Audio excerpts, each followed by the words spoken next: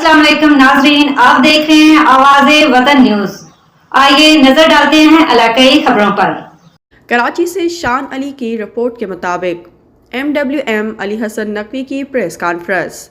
कराची में street crime के बाद हम शहर को क्राइम हब कहें। आए दिन शहर में वारदातों में इजाफा होता जा रहा है।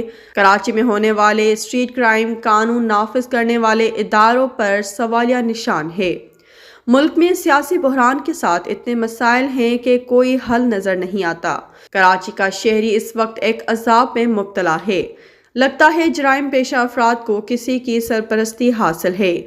5 माह में शहर में 2161 मोटरसाइकिल छीनी, 140 शहरी मुख्तलिफ वारदातों का निशाना बन के अपनी जान से हाथ धो बैठे। जहां मवेशी मंडी है वहां भी शहरियों को लूटा जा रहा है। वजीर आला शहर में होने वाली वारदातों पर नोटिस लेते हैं मगर कोई कार्रवाई नहीं होती। इस वक्त आम शहरी कानून नाफिज करने वाले इदारों सूबाई हुकूमत की जानिब देख रहे हैं। पुलिस की रिपोर्ट के मुताबिक सूबाई सिंध में 86,000 अफराद मफरूर हैं। शहरी जब सुबह घरों से निकलते हैं तो उनको लूट लिया जाता है। मर्दों के साथ शहर की खवातीन, बच्चे सब गैर महफूज हैं।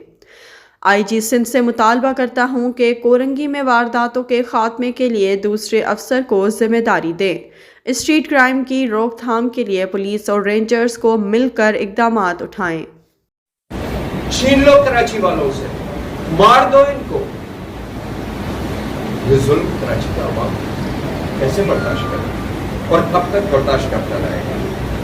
मैं एक फिगर आपके सामने रखना चाहता हूँ कि गुज़िश्ता 5 माह में ये जो स्टैटिस्टिक्स हैं ये बताते हैं कि कराची, सिर्फ कराची में 24,161 मोटरसाइकिलें छीनी गई हैं और कराची के शहरी 24,161 मोटरसाइकिलों से महरूम हुए और 30 से ज़ायद।